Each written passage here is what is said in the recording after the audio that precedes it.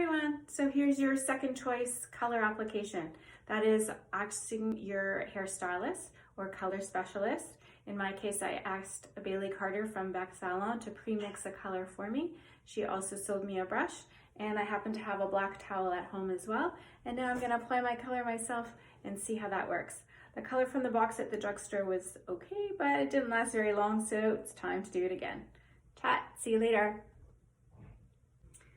Okay, so I'm gonna start to put the color on. I have it in the brush.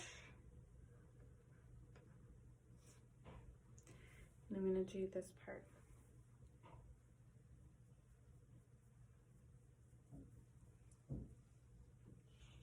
Alrighty then, see you later.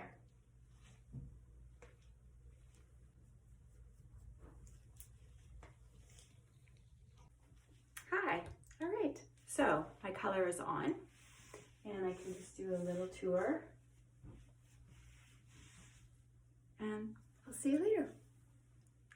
35 minutes to leave the color on, and then I'll be washing it off. So, hi again.